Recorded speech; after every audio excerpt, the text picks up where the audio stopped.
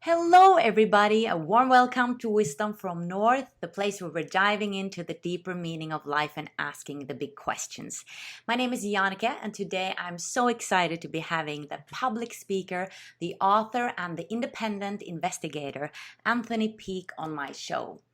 Anthony has written 8 books, including Is There Life After Death? The Out-of-Body Experience, The Demon and the Immortal Mind, which is the latest one, which he co-wrote with Irvin Laszlo. But he's probably most known for his potentially paradigm-shifting hypothesis that suggests that human consciousness survives a physical death by falling out of time, a process he calls cheating the ferryman. Hello, Anthony. How are you? Welcome.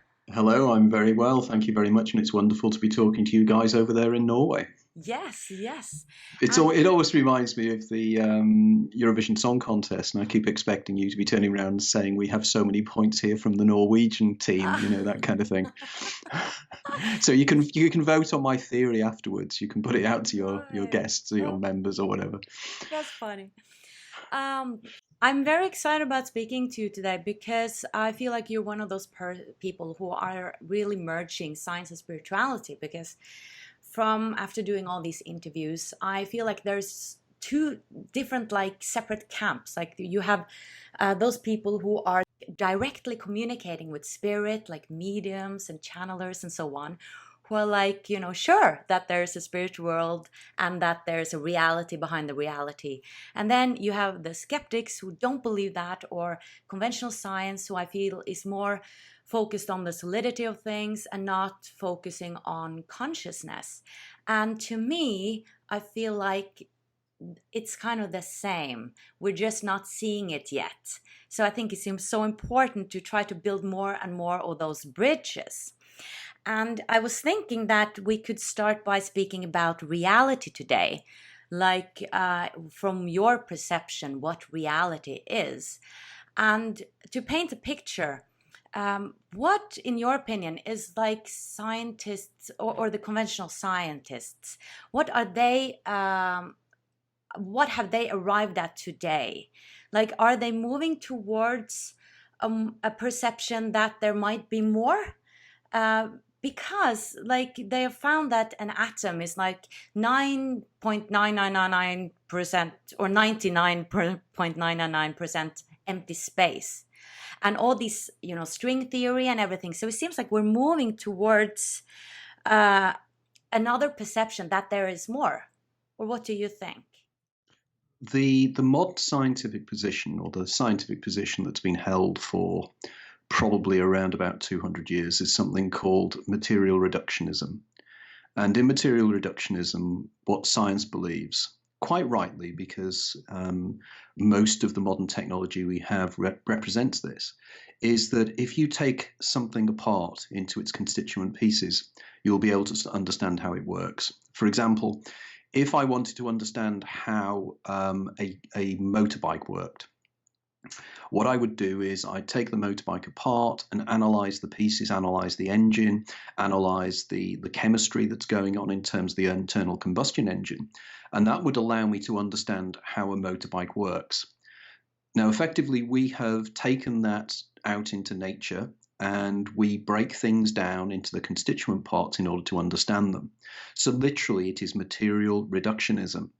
Now, the problem with that is it works for many things.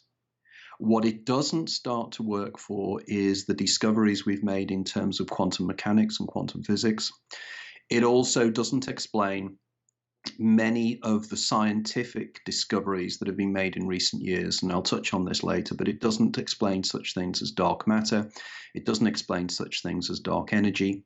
And indeed, effectively, at the basic level of the real constituents, when you really reduce things down, there is a point where they become non-understandable again. And this is the barrier between what is called quantum behavior and Newtonian behavior. In other words, the barrier between quantum physics and Newtonian physics. And where this barrier is moving ever upwards in terms of size. And again, if I get the opportunity, I'll point on about that a little bit later on.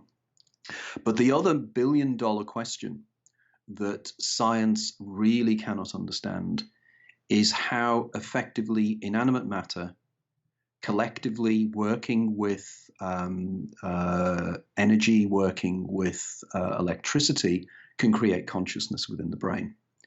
Now, around about 1997, I think it was, a young Australian philosopher by the name of David Chalmers stood up at a conference in Arizona, and he said that modern science has two huge problems. He called it the easy problem, or the soft problem of science, which is how the brain functions, which we can understand to a certain extent. We can take the brain apart. We can understand how neurotransmitters work. We can understand how the neurons communicate with each other. We can manipulate the brain. We can scan the brain and everything else, and we can see the brain in action. So, for instance, if somebody is thinking about a particular thing, we can scan that within the brain, and we can tell what the brain is doing. However, what we cannot do, which is the hard problem of science, is how consciousness appears within the brain.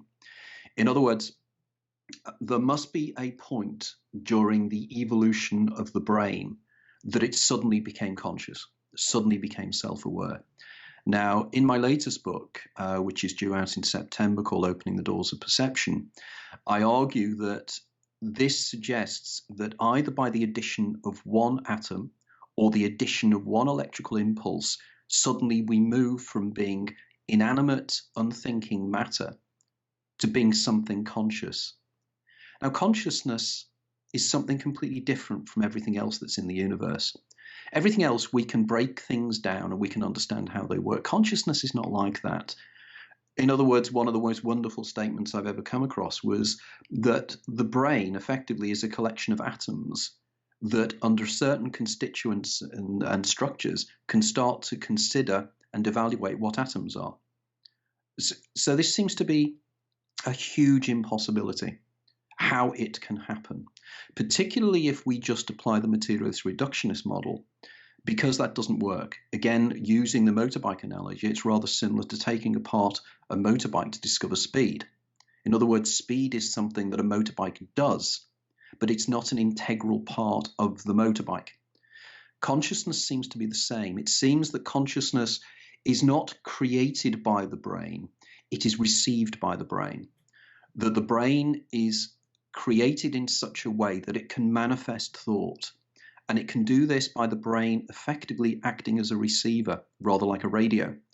So again, one can use the analogy that materialist reductionist scientists, and there are still the vast majority of scientists are materialist reductionists, will argue that we can map the brain. And by mapping the brain, we can understand how the brain works. No, you can't map the brain to understand how consciousness works. The main reason being there are a handful of real anomalies about how consciousness works, real practical issues that most materialist reductionist neurologists pretend aren't there. One of them is called the binding problem. The binding problem is how it is that different parts of your brain, now when you're listening to me now and talking, well, let's use a better analogy. You're standing on the edge of the road and a red car drives past. Your brain is processing the various bits of information. You're processing the sound of the car, you're processing the color of the car, you're processing the shape of the car and the motion of the car. Now, different parts of the brain, diametrically different parts of the brain located in totally different areas of the brain, all process that image and all process that sensation. But they're in different parts of the brain. And we have the feeling of simultaneity. We feel that we just see everything just there then. It's called the binding problem. It does not work in our neurological model as we have it at the moment, that we have neurons that communicate with electrical impulses and by sending messages across the brain using neurochemicals and neurotransmitters. It doesn't work. And funnily enough, the binding problem in my new book, again, I suggest a solution to this because it's again thinking differently. I suggest that the neurons of the brain are not where we should be looking for consciousness. We should be looking for consciousness in something called the glial cells. And the glial cells, you know, when you hear the story, people turn around and say we only use 10% of our brain. Okay. Right. Right. This is something that came about around about 20 or 30 years ago, but most people don't understand what this actually means. When they use the term we only use 10% of brains, what they're arguing is that the neurons of the brain consist of 10% of the mass of the cerebral hemisphere, the brain. 90% of the brain is made up of these really strange cells called glial cells. Now, the clue of glial cells and how neurologists understand the functioning of glial cells is the word glial. It's effectively from German and originally from Greek. It means glue. And they genuinely believe that these glial cells literally were there to hold the neurons together. But recent discoveries, really, really recent discoveries, have shown that neurons communicate using electricity and neurochemicals. Glial cells communicate in a very, very different way. They seem to be able to communicate almost instantaneously across the whole brain, which solves the binding problem. Now, if this is correct, it means that consciousness works non-locally. Now, again, probably from some of your previous interviews, you will know the term of non-locality. Non-locality comes from an original thought experiment by Einstein in the late 1930s, where together with two associates, Podolsky and Rosen, he came up with something called the EPR, the Einstein-Rosen-Podolsky thought experiment. And he came up with this because he could not accept a lot of the information that was coming from Copenhagen, the Copenhagen interpretation of quantum physics. And what this suggested was that reality comes into existence on the act of observation. Yeah, that's interesting. Okay, so in other words, until a subatomic particle, and subatomic particles are the things that make up everything. In fact, everything in the universe is energy fields with quarks and electrons. There isn't anything else but quarks and electrons. And quarks make up the other subatomic particles, and electrons are independent of them. But effectively, these objects that are very, very tiny, they're almost like they're so small, it's unbelievable. These objects, if they are not observed, exist in what is called a probability wave. In other words, they have a probability of being in one location or another. And the act of measurement or the act of observation does what's called collapses the wave function. It collapses the potential for something to be somewhere into being a point particle in a particular location. Now, Einstein didn't like this because it suggested, as he famously said, that I do not believe that the moon isn't there if I don't look at it. Okay? So he came up with this thought experiment and said this shows how utterly ridiculous this concept is. It would suggest that if you took two particles that were very, very similar and were placed together in some way and then sped them off into different parts of the universe, there'd be certain bits of information that would immediately transfer the moment they were observed. In other words, one particle would have what's called a particular form of something called spin. It doesn't mean spinning round. It's a technical term that they actually use for subatomic particles, which we can't go into now. But all subatomic particles have spin, and they're either spin up or spin down. If you take a subatomic particle and split it, one part of it will have spin up and spin down. But until it is observed, it has neither. Okay? So until it's observed, it doesn't have up or down spin. But Einstein argued that it would suggest that if you observed one and saw it had spin up, immediately the other one you would know had spin down, which means that the two particles were communicating instantaneously. Is that what he calls spooky action at a distance? Effectively, it is. Yeah, it's the idea that something in scientific understanding, in order for something to do something with something else, there must be a communication medium between them. In other words, one of the greatest problems of science was how electromagnetic energy moved from the sun to the earth, because between the earth and the sun, the 93 million miles, is effectively a vacuum. And effectively, how does a wave, again, we're getting incredibly technical here, but how does a wave move through? When you have a water wave, the wave is waving in the water. a sound wave, my voice is creating sound waves, which had been turned into electronic signals, which are then changed to your speakers, and then it comes out into your environment. This is how things communicate. But if there wasn't anything there, sound couldn't travel. You know, in the Alien movie, they say in space nobody can hear you scream. This is because sound waves don't travel in space, because they can't, because there's no medium for them to sound, because the air is the medium that transfers. But the big problem science had in the 1880s was that clearly, if we believe that light is a wave, how does light travel between the sun and the earth? They came up with a concept they call the luminiferous ether. This was a kind of a something that existed within the space between the earth and the sun. And in 1887, there was an experiment done called the Michelson-Morley experiment, which proved that the luminiferous ether did not exist. So therefore, they had to conclude that there was another reason that light could do this. They subsequently discovered it. Einstein effectively cracked the thing in 1905 when he suggested that light is particles. Light is not a wave. It's made up of tiny particles called photons. And of course, a tiny little solid bit of something is not a wave, so it can travel through space and light can get to the Earth. The problem is that light still shows wave-like. Light seems to be a wave and a particle. And this again comes down to the act of observation. In other words, it has been discovered that all things, from light waves to solid objects like electrons, all are both a wave and a particle. And they're a wave if they're not seen, and they're a particle when they are measured or seen. So in other words, light has this incredible duality. And if you ever want to really concern a materialist reductionist scientist, just say to him the observer problem and wave-particle duality, and he'll change the subject, because we still do not understand how this works. Now, coming back now to the idea of consciousness and the EPR paradox, Einstein argued that it suggests that consciousness in some way collapses the wave function into a particle, which means that consciousness is prime. Now, in 1964, there was an Irish scientist at CERN by the name of John Bell. Okay, and John Bell was fascinated by Einstein's EPR thought experiment.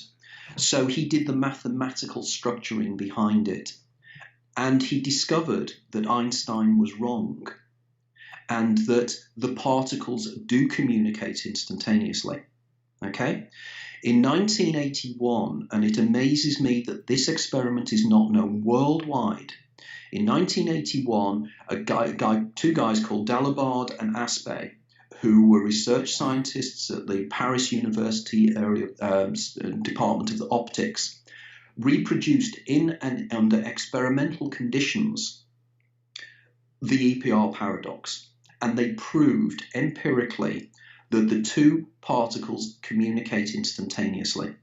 So suddenly spooky action at a distance was suddenly proven. And this thing, and it is actually called entanglement, is one of the most interesting areas of modern science. There is a guy called Anton Zeilinger at the University of Vienna that in recent years has been doing a series of stunning experiments that should be known worldwide. He's been working with entangled particles. He's been entangling them across the wall of China. He's been communicating with them between islands within the Canary Isles. They bounced them off the moon and back again. And they have proven that these particles, you do something to one particle, the other one communicates instantaneously. Now, going back to the brain, what this effectively means is I argue that the glial cells also function non-locally, rather similar to the way these particles communicate. So effectively, the brain itself, the binding problem, which I touched on earlier, can now be cured, because the reason we perceive everything as it is now, all happening at this moment, is because the brain works non-locally. In other words, the consciousness we have is not within the brain. It is within the electromagnetic fields around the brain. So the brain is a tuner. The brain tunes in information and processes information in exactly the same way that your computer is now processing my image in order for you to see it. I am not in your room. I am not nearby. We are around about 1,000 miles away. You're in Oslo. I'm south of London. But we are instantaneously communicating, or we are now communicating by the speed of light, so 186,000 miles per second. But effectively, instantaneous communication does seem to occur. Now, if this is the case, it means that consciousness is outside of us all. And it means that consciousness attunes in some other way. There is a guy called John Joe McFadden, who is a molecular biologist at the University of Surrey. He has recently written a book with a guy called Jim Al-Khalili, who's a quantum physicist.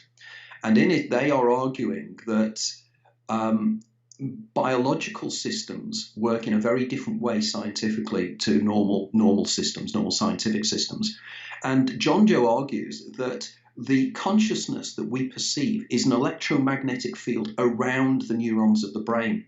So yet again, we have consciousness outside of the physical things within our mind. It's something far more subtle.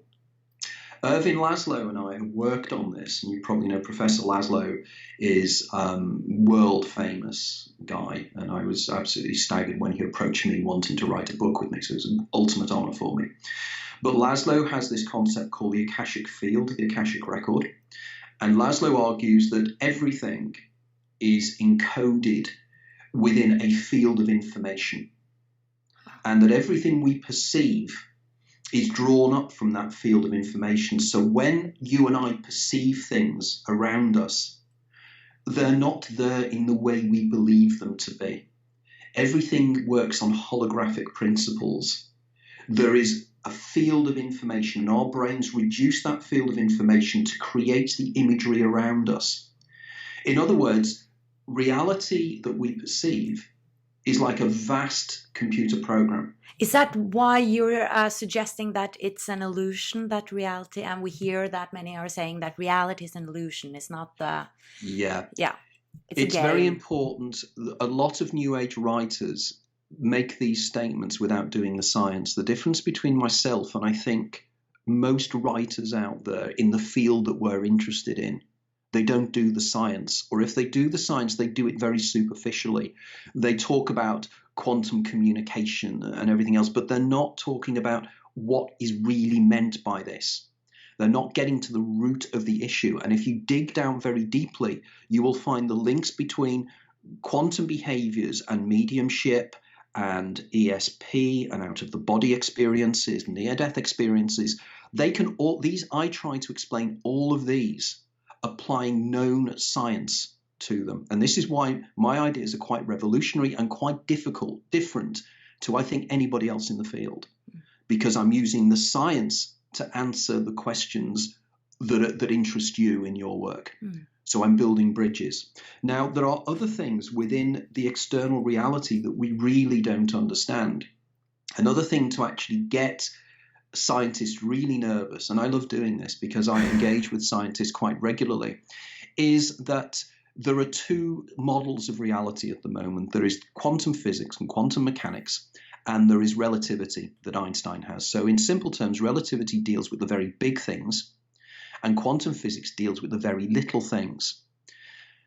If you place the mathematical equations that are applied in quantum physics to relativity, it doesn't work. They don't match in any way, shape, or form. So we have two completely different, qualitatively different understandings of how out there works, which suggests to me that both models are partially right. So they're at a deeper level of reality. There's what we really need to understand is at a deeper level. At the moment, there is an old Sufi myth about an elephant in a darkened room. I don't know if you've ever heard it. And they're in the darkened room, and different people are touching different parts of the elephant. So somebody's touching the legs and says it's a tree. Somebody else touches the trunk. And effectively, they're all describing what their sciences and their perceptions are telling them. And they're right. And they're all right. perspective, they're right. Yeah. From their perspective, they're right, but ultimately they are wrong because they're not seeing the whole picture. Right. This is my issue with modern science, is that we have these problems. For instance, the problem of where does the quantum strangeness stop? And, I was talking about particles can be in two places at the same time. In quantum physics, particles can come in and out of reality. There are all these very, very strange things, but people argue these are tiny little objects, so they don't really matter. Breaking news, they're not tiny little particles anymore. Anton Zeilinger, again, quoting the guy from Vienna, he has been doing these experiments, where I said something can be a wave or a particle, and it's a particle if it's observed. He's been doing experiments where he's shown that atoms do this, not electrons or photons, but atoms. Not only that, but molecules do it.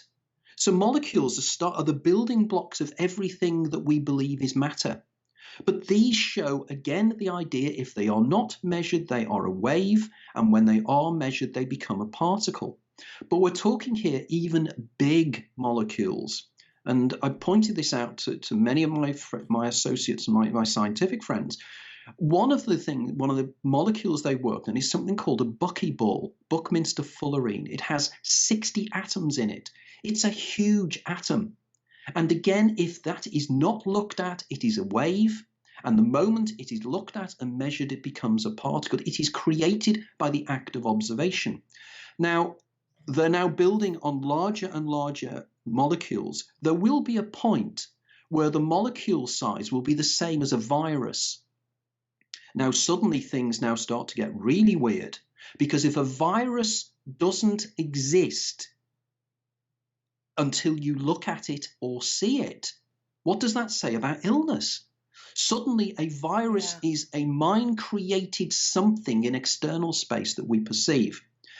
Dark energy and dark matter are other things that within the cosmology we don't understand. In simple terms, what dark matter and dark energy is that gravity effectively works because something has greater mass than something else. So, for instance, the sun has greater mass than the Earth. So the sun warps space-time around it and drags the Earth towards it. It's like, imagine as kind of an, what's the best analogy? Imagine the surface of a bed and somebody's placed a very heavy, ball in the center of it. The bed will sink down with the weight.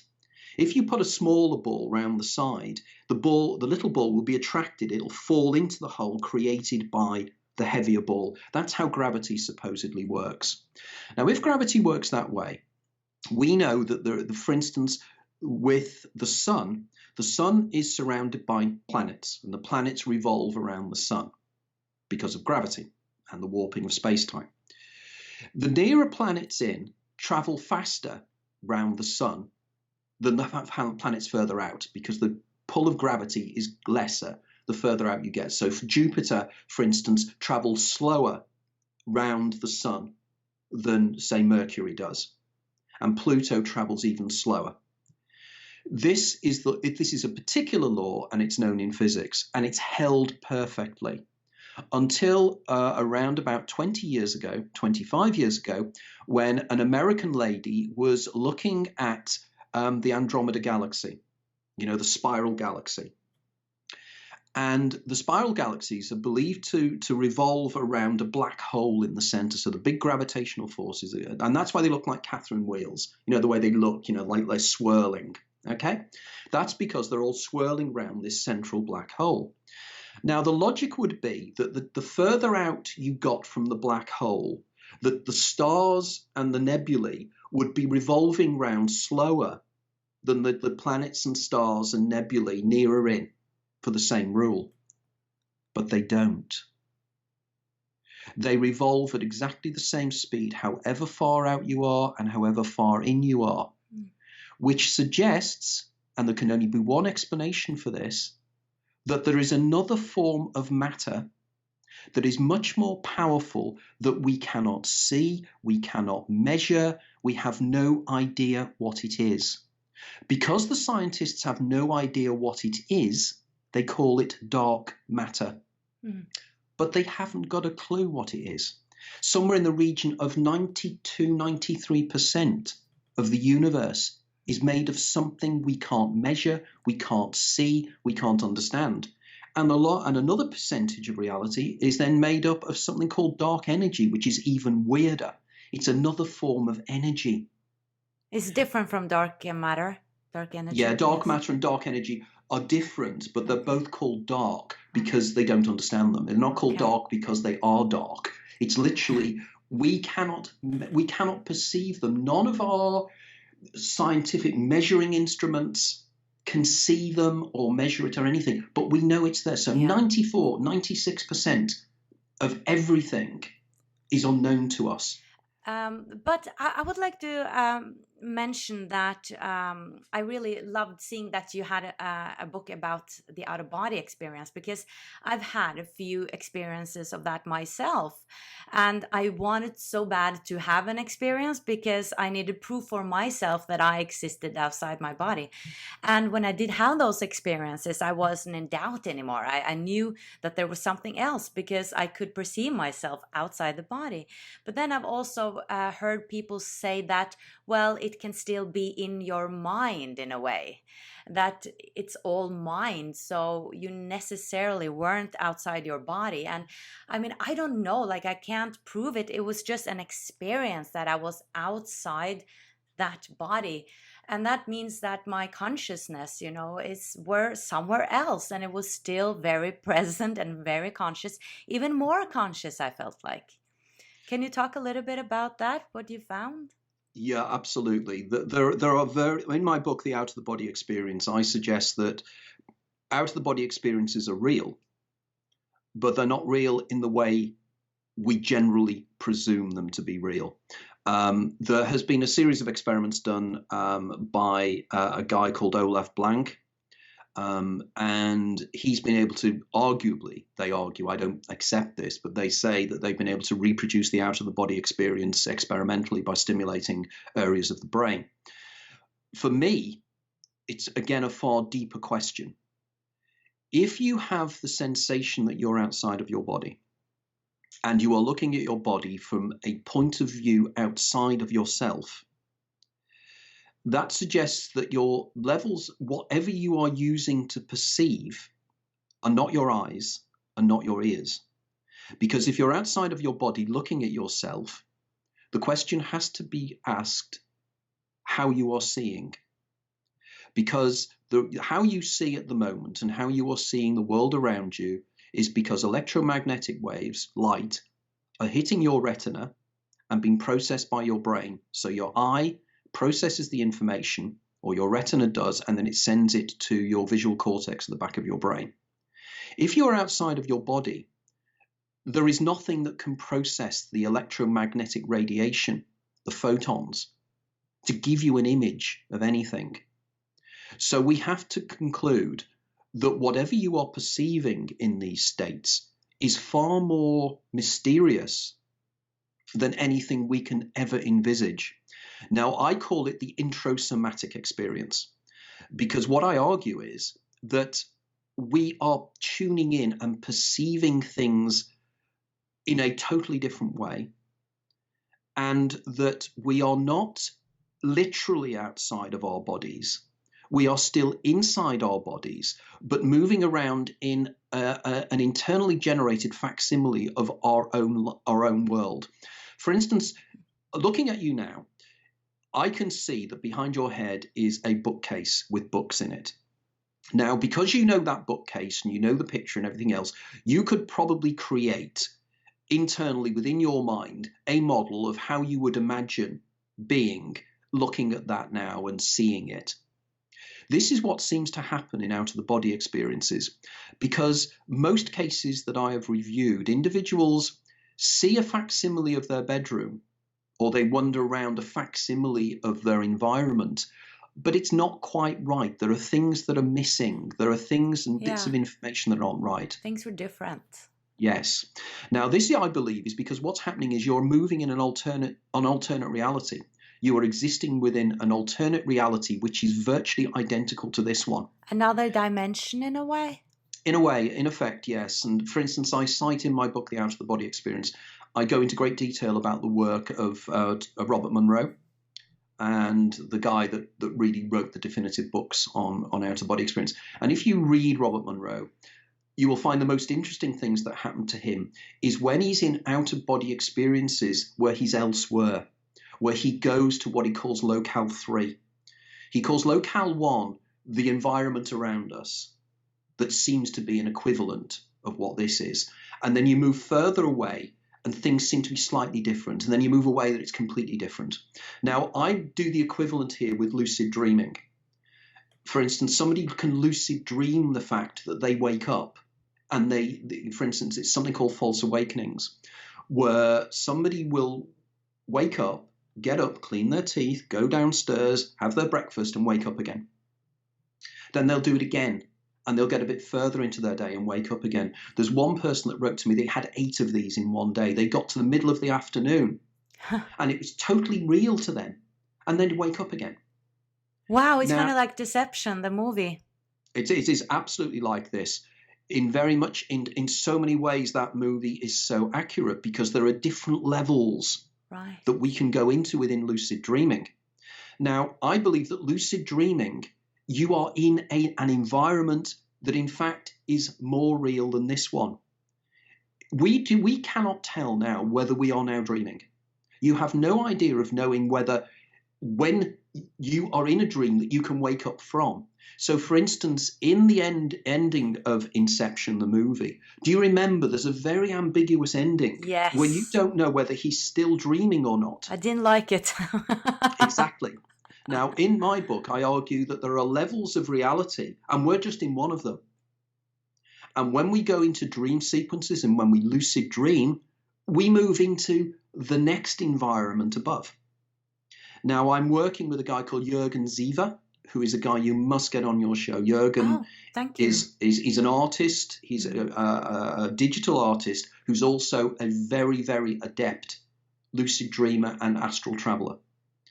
And he's working with virtual reality using the Oculus Rift and various other things to reproduce the out-of-body experience using virtual reality.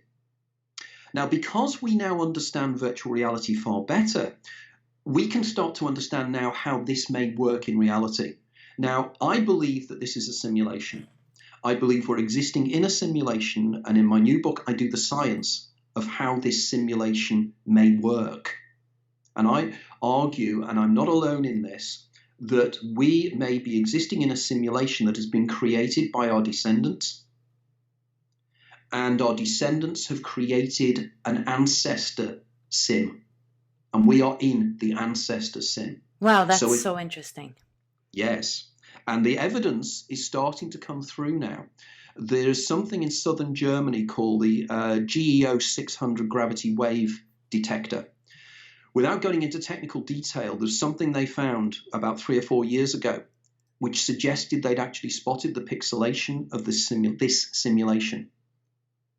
That even people like Stephen Hawking argue this. It's to do with black holes. It's to do with what's called Hawking radiation. Something very, very intriguing. Now, if this is the case, it means that when you go into an immediate out-of-the-body state, you move into a facsimile of your bedroom that's almost identical to your bedroom, but it's not quite. There is a phenomenon there's one explanation phenomenon, it's called REM intrusion. And it's the idea that you're both asleep and awake at the same time. So in other words, you're in a dream sequence, but you're also semi-awake. So the dream world bleeds into this reality. But of course, my argument is this reality is as much a dream as the reality in your dream sequence. So all it is 2 levels of reality overlapping. I believe this is why people see ghosts, because I think that the overlap takes place where we perceive other entities. I believe the near-death experience is very much moving out of this reality into the next reality above. In my book, I have a large section on Eben Alexander, who I think you've interviewed, haven't you? Yes, I have. Yeah. Okay, because Eben was very helpful with me on my new book because he proofread the section about his experiences. I wrote up his experiences, and I wrote them up very much with my unique worldview. which is that I deal with, for instance, a substance called dimethyltryptamine. And I argue that dimethyltryptamine is the moderator of reality within this existence. And the pineal gland excretes dimethyltryptamine to actually create the world we're in, the illusion we're in. Okay. And I'd noted that a lot of the experiences that Eben had described in his near-death experience, for example, you may recall he said that when he first came to, he felt that he was underground and that he was digging his way out. He called it the earthworm view. Yes. This is something that is regularly recorded. This is why I'm joining the dots. It's regularly recorded by people who take dimethyltryptamine. The guy called Rick Strassman at the University of New Mexico was doing a lot of research in this in the early 90s. Sorry, and but what is what do you call it? Dimethyltryptamine. What is Okay. that? Right, dimethyltryptamine, easily said as DMT. Oh, DMT, right. DMT is the most powerful hallucinogenic substance known to man. It's the major constituent of ayahuasca. And in my book, The Infinite Mind Field, I link this to consciousness because what I have discovered, or what other people have discovered and I've adapted, is that that the pineal gland excretes endogenous, that's internally generated dimethyltryptamine, DMT. Most people will turn around and say that's not true. There's no evidence that DMT has ever been discovered in the brain. It's been discovered in the blood.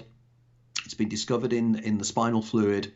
And 2 years ago, a lady called Jimo Borogin at the University of Michigan did research with live rats, and they discovered in the pineal gland of live rats was DMT. So whenever people turn around and say that DMT is not in the brain, they are wrong. Very, very wrong. So if DMT is in the brain, it means the brain creates it, which means it's a neurotransmitter. And if it's a neurotransmitter, it means it's naturally part of us. It is, for instance, at the 49th week of gestation, when the baby's in the womb, the pineal gland and the pituitary gland are at the back of the throat, and they move up to the center of the brain, leaving something called the Raphke cleft, which is a tiny channel that runs down from the pineal gland to the back of the throat. If you talk to people who go into deep mystic states, people who go into yogic works and everything else, they have something they call that's the taste of transcendence, the nectar of transcendence. It's a kind of a metallic taste they feel at the back of the throat. Oh. Okay, and in fact, in India, there is a technique called Kakara Mudra, where people are trained to place their tongue backwards at the back of their throat. And when they do that, they go into alternate states of reality. Oh. This is because I believe they are tasting the DMT, which is dripping down Rathke's pouch to the back of the throat. But how do you connect this to Eben Alexander and right. Okay. I argue that at the point of death, or when you are dying, the brain releases DMT. Oh, okay. I originally thought it was glutamate, and I still think glutamate is involved. But out of the body experiences, near-death experiences, lucid dreaming, lots of other alternate perceptions are generated by endogenous DMT. So when you're dying, the brain creates DMT, which puts you into a DMT trip. Now, if you realize that the DMT trips and how they're described, and then you read what happened to Eben Alexander, I'll go back again. He felt he was coming from under the earth and climbing out. He's called it the earthworm view. Terence McKenna, one of the experts on DMT, describes this quite precisely in DMT trips. Again, I'm the only writer that's made this link, by the way. McKenna then describes something called a chrysanthemum, which is a huge radiant, like a yellow flower effect. Eben Alexander describes exactly the same. He then describes that he's sitting on the wings of a huge butterfly. Yes. And on the butterfly, he sees his sister, who he'd never known. Again, the butterfly is a symbol in DMT trips. Not only that, but there is an associate of mine who's in the next chapter in my new book called Myron Dial. Myron Dial has for all his life suffered from, if that's the right term, temporal lobe epilepsy, TLE. And he has had the most extraordinary experiences facilitated by his epilepsy. What happens to him and what happens to Ibn Alexander, again, are almost identical. We know that Ibn Alexander during that time was in a state of status epilepticus. He was going from one fit to another as the problems with his brain got worse. He was having a temporal lobe seizure. And again, temporal lobe seizures are linked to near-death experiences, as are aura states that people, and I'll guarantee there'll be temporal lobe epileptics listening to this show who will be nodding like crazy here, because they know they go into altered states of consciousness when what they're called their pre-seizure aura state. People who have migraine do the same. I'm a classic migrainer. I have classic migraine. I have an aura state before I have a full migraine. You perceive the world in a completely different way. You break through the doors of perception and you see the world behind it. You break through this veneer into the dream illusion that people go into when in their OBE states, because I think an OBE, again, I think is created by dimethyltryptamine or something similar. The reason they know that dimethyltryptamine is a neurotransmitter is they've discovered the receptor sites for it. There's something called the trace amine associated receptor sites and the sigma-1 receptor site. These sites don't make any sense to neurologists because they're what's called orphan sites. They don't have any neurotransmitter that works with them, but they do work with DMT. So clearly, this is part of us. We have evolved in order to have DMT in our brains. So this is part of human evolution. And again, the difference is I'm not some wacko new age guy that's channeling this from the planet Tharg.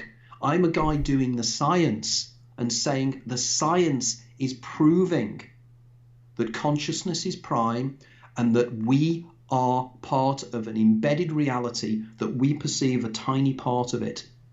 Mediums experience these things. I believe that mystics experience these kind of sensations. And I think I'm putting all the pieces together. So in a way, Ibn Alexander, he was in another state, but he still was dead. Do you believe that he wasn't dead? He wasn't dead. Oh right, he was in a coma. Sorry. But this is the important thing, that near-death experiences are exactly that. They are near-death experiences. But what about those people who actually died and have Nobody actually dies. In a near-death experience, nobody dies. This is the point. I was a member of the International Association of Near-Death Studies. I do know about near-death experiences. They are very close to death. But like when the heart stopped beating and like they are pronounced dead, like the doctors are saying they're dead. You mean there's nobody? There has nobody that has ever been pronounced dead, really dead, that has had a near-death experience, because nobody who's been pronounced dead has ever come back. This is the thing. Death. There's a book being written recently by a British neurologist about death and how broad the process of death is. It's not an instantaneous thing.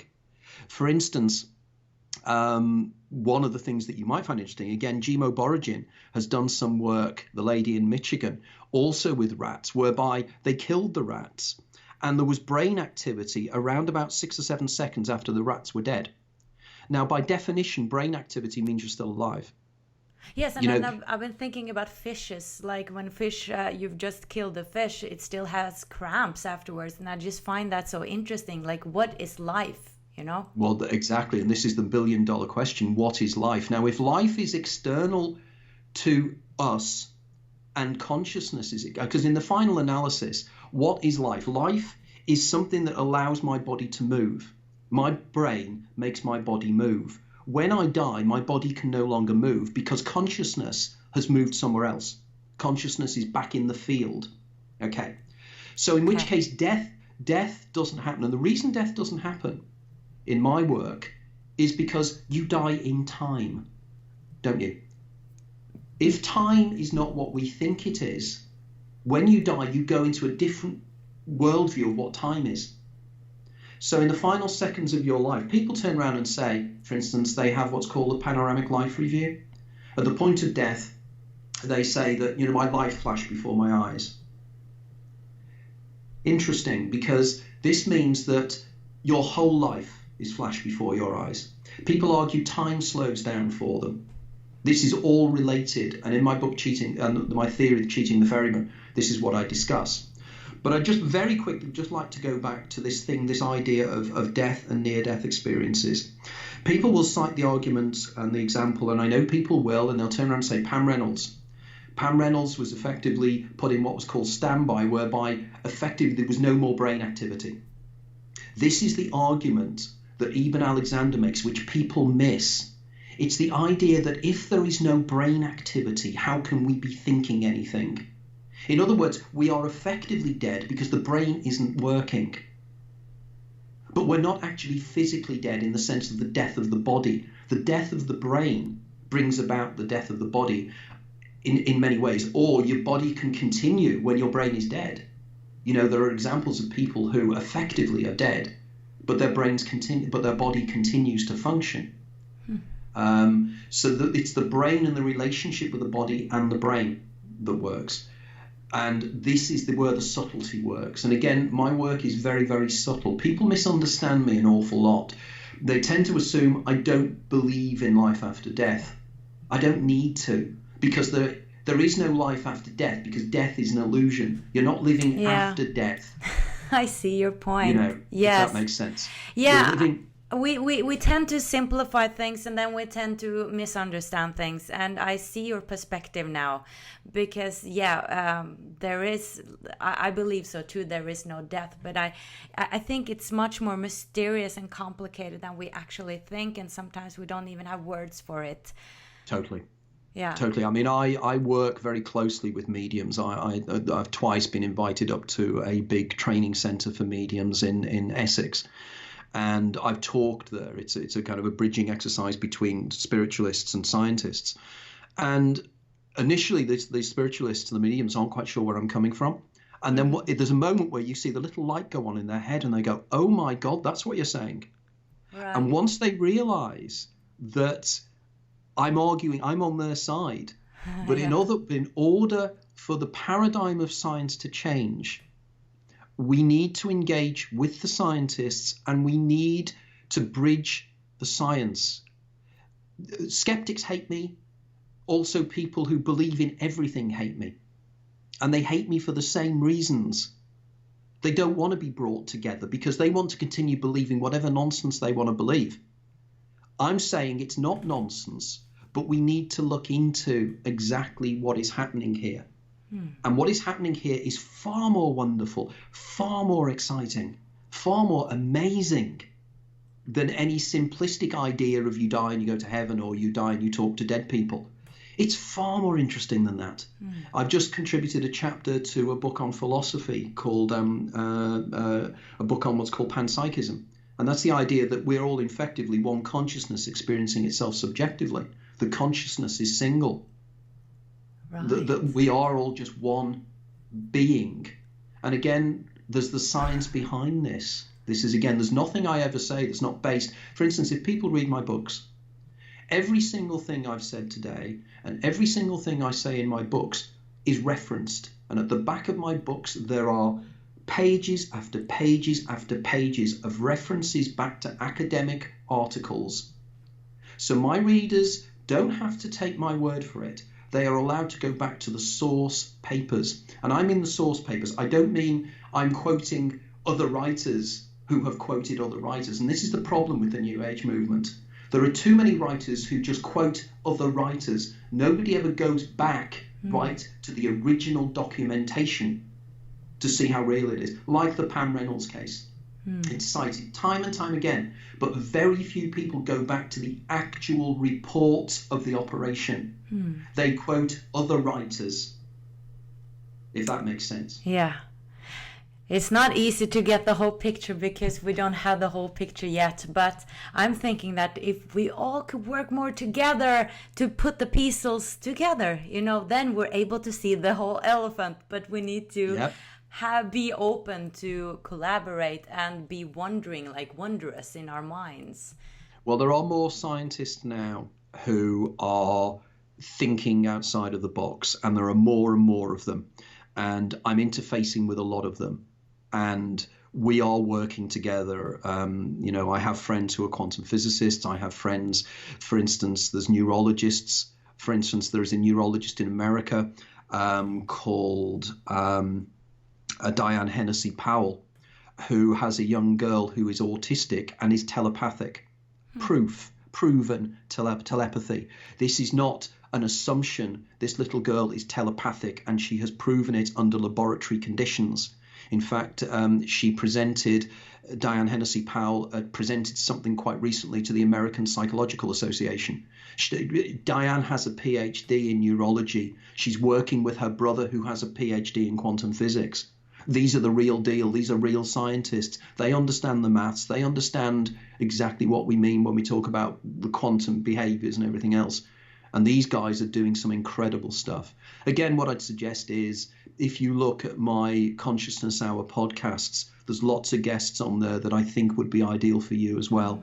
And I could always facilitate Diane Hennessy Powell's been on my show. Would love that. Would love that. I mean, these are huge questions, and like you were saying, we're only scratching the surface. But I'm patient with myself, and one step at a time. And there are a lot of new terms, and especially for a Norwegian, it's like this English terms too. But one step at a time. And thank you so much for this. It was truly interesting, and I would love to do another interview some other time, perhaps, if that's possible. Oh, no, totally. I'm more than happy to do so. So wonderful to talk to you. You too. And thank you again for having you on your show. Thank you. Thank you so much for watching, guys. Much light from Oslo. Bye-bye. Bye.